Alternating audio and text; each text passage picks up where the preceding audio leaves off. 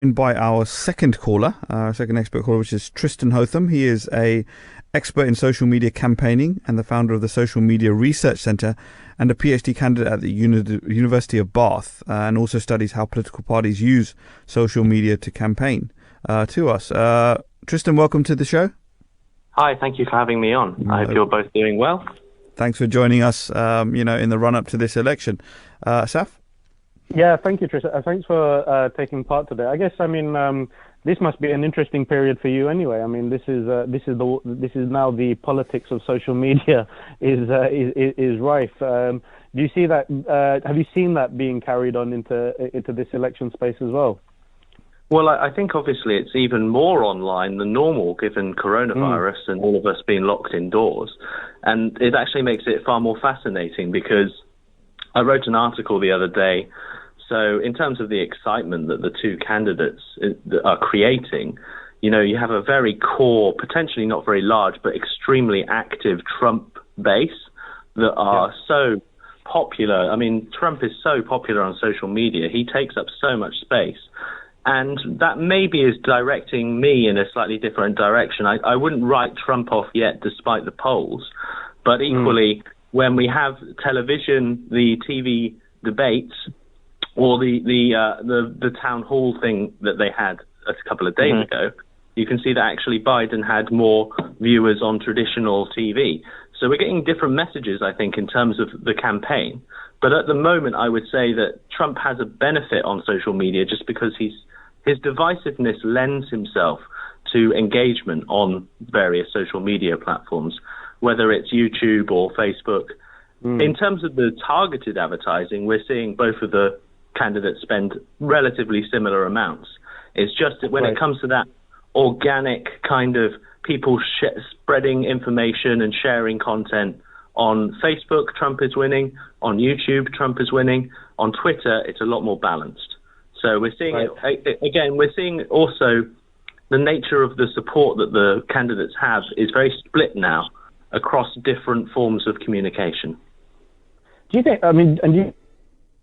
Whole of social media has changed from 2016 to this present one, because we know in 2016, he wasn't the incumbent. He was the one that was, he was fighting. He could pretty much get away with saying anything he wanted to. Is there a shift now in this election as to how social media is playing out for Trump in particular? So it's actually I think it's an interesting similarity to Britain. So, in 2017, Labour were doing really well, especially Corbyn was doing really well on Facebook, yeah? But since then, lots and lots of people have stopped using Facebook. So Facebook's getting older, and yet it has more people on it and more normal people than a social network like Twitter. And I think we've seen a similar dynamic for the Democrats, because in my article I wrote, Hillary Clinton did extremely well. She got lots and lots of views on her videos on Facebook because people were actually spreading it, and the people were spreading it to their friends very effectively. So although she had lower numbers of shares or lower engagement, just as many people were seeing her videos as Donald Trump.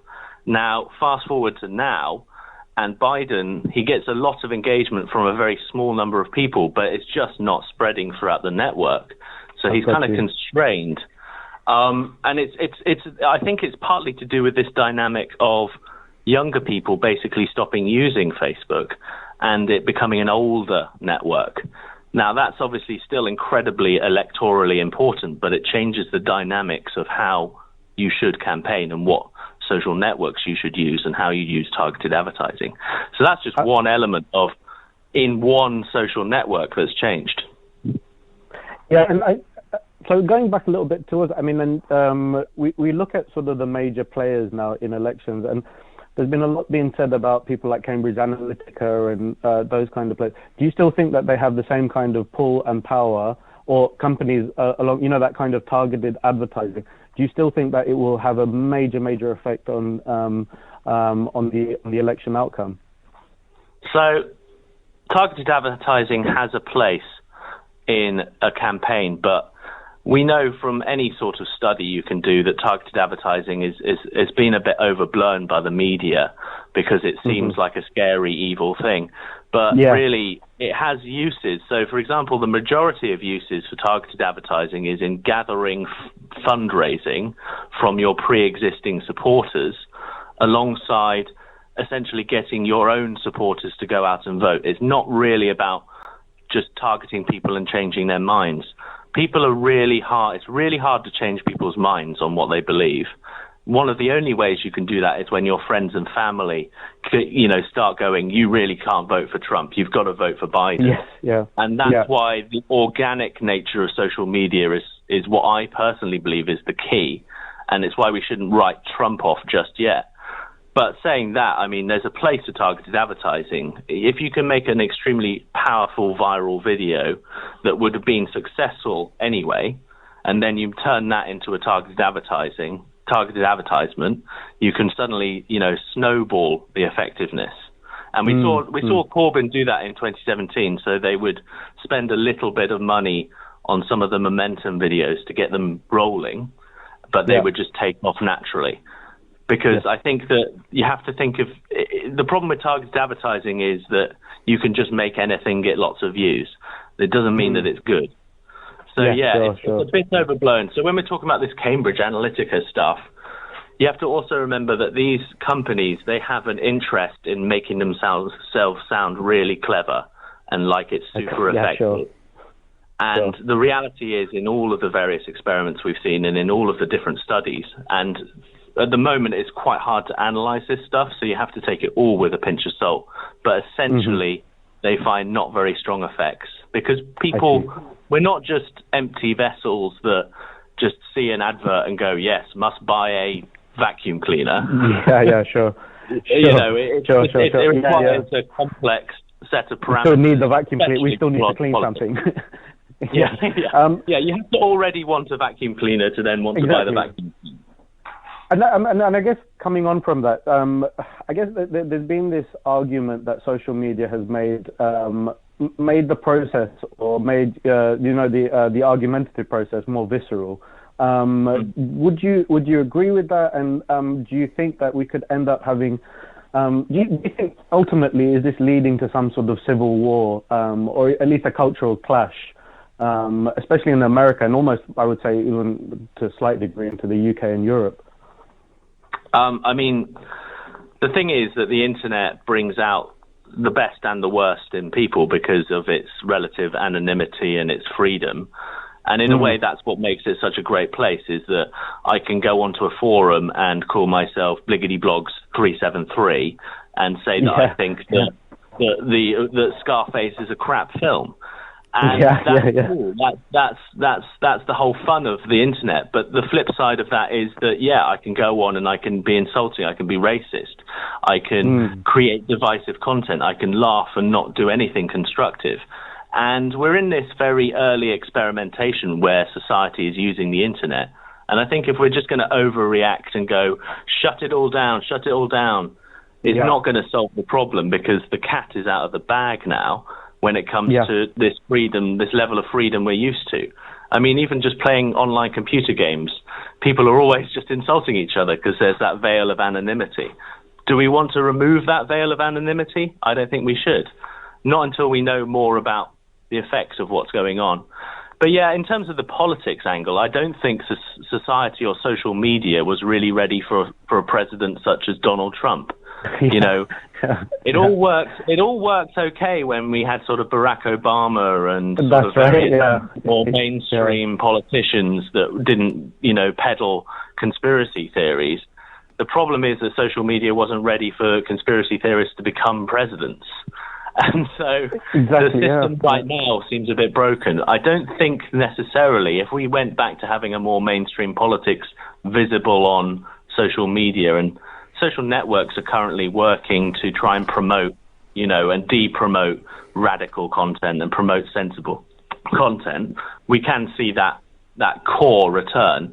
But at the end of the day, isn't the whole fun of the internet that we don't all just have to watch BBC News? That's it's true. Yeah. I can be on Voice of Islam radio. You know, I don't have to be on BBC London. So there's a give and a take here, and we need to really have a debate, I think, a national debate about what we want from the internet, because it's here, and at the moment we could do more to alleviate the harms and the risks, but you're going to lose something from doing that. I mean, it's fascinating hearing you say that. And I guess my one question would be, social media, I guess it's always been used by the youth.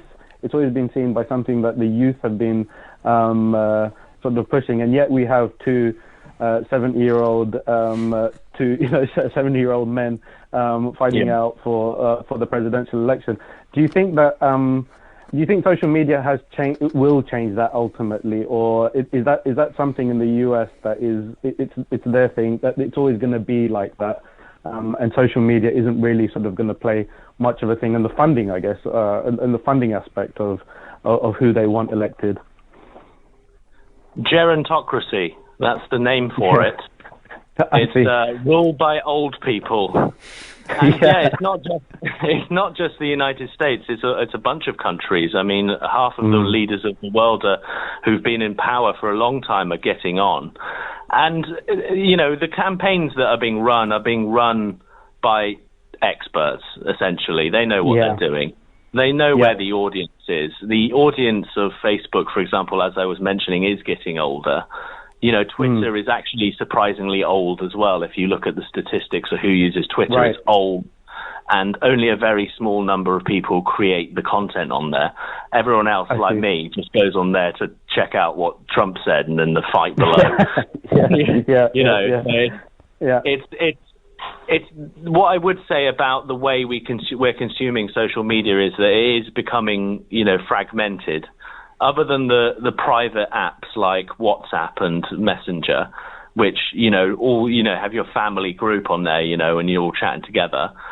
The Facebook audience is growing older, Twitter's growing older, and then you have like the TikTok and Snapchat, which have a slightly younger audience. But the political use of those platforms is tiny. So if anything, you're seeing an older group, I think, getting more political, and actually kids, a lot of them, they just want it to go away, which I can totally understand. No, I guess coming back to this last point, I mean, if you were to sort of, based on your findings and your experience, who do you think, and I'm not holding you to this, who do you think has a better social media presence, and who do you think would benefit the most at the moment? Do you still think it's that kind of Trumpian way, or is it the Biden sort of it's neutral? 100%. The Biden campaign have done a couple of good videos. The one about having a dog in the White House was excellent. But you go on Trump's YouTube channel, he's got a series of videos that are like, if you don't have a horse in the race, they are quite funny. Like they're incredibly divisive. They're not good politics.